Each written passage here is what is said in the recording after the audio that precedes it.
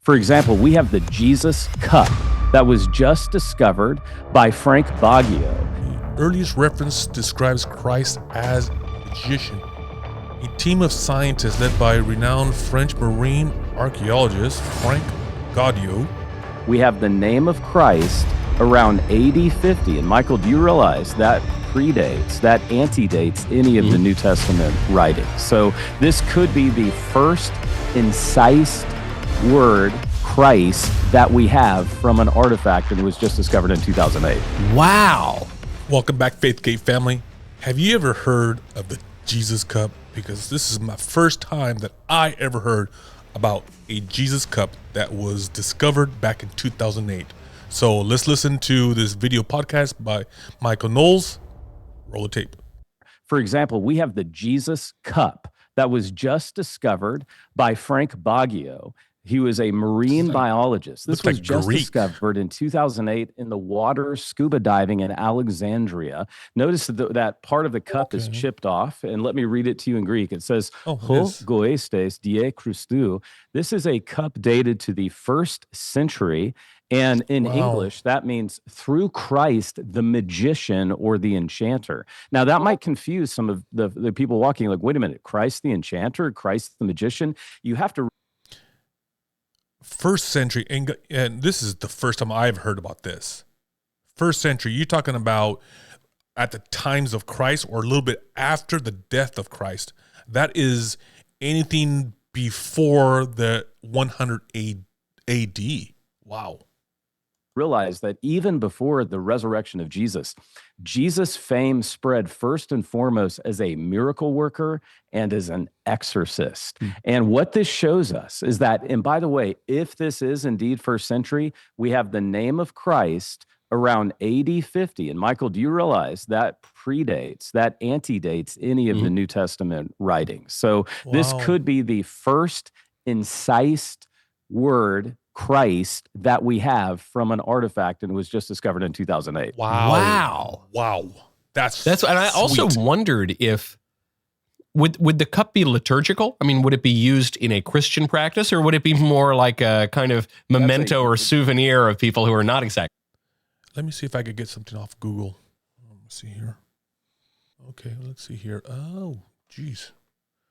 See, earliest reference describes Christ as magician. A team of scientists led by renowned French marine archaeologist Frank Gaudiot recently announced that they have found a bowl or cup between the late 2nd century BC and the early 1st century. Wow. That is engraved with, that was believed to be the world's first known reference to Christ. This is NBC News back in 2008. Sweet. Look at this. A team of scientists led by renowned French marine archaeologist Frank Gaudiot recently announced that they have found a bowl dating to between the late 2nd century BC and the early 1st century AD that is engraved with what they believe could be the world's first known reference to Christ.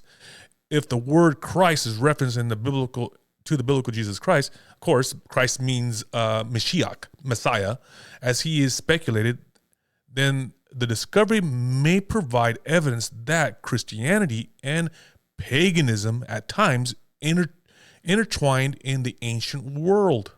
Ooh. Wow. The full engraving of the bowl reads, Dia Christo.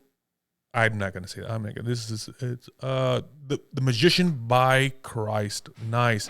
It could be very well be a reference to Jesus Christ in that he was once the primary exponent of white magic. Wow. This is the first time I've heard about this. So what they're saying is that this is legit, and it looks like it. This is the first reference of Jesus Christ on a bowl or a cup. If it is 1st century, like again, 1st century is anything that is up to 100 AD.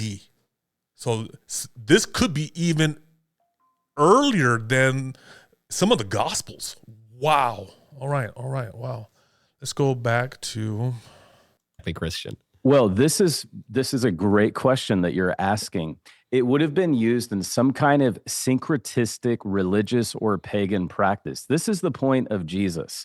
Jesus' fame spreads much further than the land of Israel because individuals realized if we insert this name Jesus, it has power associated to it. So whether you're a pagan, whether you're a Jew, whether you might be a follower of Yeshua, when you use the name of Jesus, things happen. Isn't that fascinating? I've written a lot of stuff on Islam. I was fascinated by your comments about it. This reminds me, let me Google, this is a passage in the Bible that talks about that young girl that was used by a magician or used by a spirit to fortune tell. Let me find that. I think it's in the book of Acts. Let me look at it. Okay, this is Paul and Silas. This is where it says in Acts chapter 16, verse 16 through 22, and it reads like this: as we were going to the place of prayer, we were met by a slave girl who had a spirit of divination and brought her own owners much gain by fortune telling. She followed Paul and us, crying out, "These men are servants of the Most High God, who proclaim to you the way of salvation." And this she kept doing for many days. Paul, having become greatly annoyed, turned and said to the spirit, "I command you in the name of Jesus Christ to come out of her." And it came out that very hour. So this is a reference, basically, like what they were saying a little bit ago about the video, by using the name of Jesus or proclaiming Jesus, that had power. So this girl and this magician were using Paul and Silas, or using the name of Christ, salvation through Christ, to generate money, generate income. So this passage, it makes sense with what the cup, perhaps that cup is all about also. Sweet. Islam earlier in the program today. I would encourage people to go watch those immediately if you haven't. ISIS made $100 million selling artifacts on the black market. And I had a reporter embedded with ISIS that was sending me some of the artifacts that they were trying to sell. And they had a Jewish spell book that had actually a mummified bat on the front of it. Wow. And they were asking me to adjudicate these things. And Judaism was very superstitious. Judaism was very much into magic spells and charms, which leads us to our next discovery.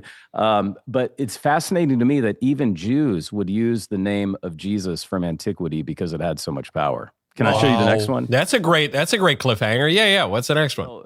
Well, I'm using that as an example that this is what we actually have from antiquity. These are from the 4th to the 7th century. These are prayer bowls. That's mainly Aramaic that you're seeing. There's a stick figure that is written in and these could also be love charms, sex charms. If you wanted someone to sleep with you, you would insert the name of Jesus and this prayer thing. If you hated your boss, you would insert the name of Christ. And these are all Jewish magic bowls that invoke the name of Jesus because the name of Jesus has power. I keep coming back to this, that Jesus is so powerful as a miracle worker.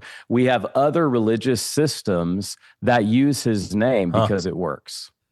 It's this work syncretism, and it's also something the cults do. Everyone wants to hijack Jesus. This is when I teach the historical Jesus, and this is where you do this so well, Michael. We have to make sure we're talking about the Jesus of the New Testament, the Jesus of the Bible, because everyone wants to be on good terms with Jesus. Even Islam wants to be on good terms with Isa, the way of making money. They call him in the Islamic trilogy. But so there you have it, guys. This cup, this bowl that they found back in 2008. It's amazing. So if this is legit, this is 1st century, this is the first reference of Jesus Christ on a cup, on a bowl.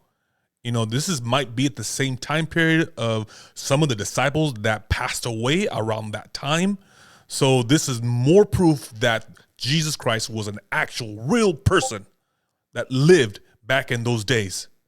Amazing. So again, if you guys want some more information about this video that with Michael Knowles, I'll have that on the description, so you can just go ahead and click on it. And I'll see you guys on the next video.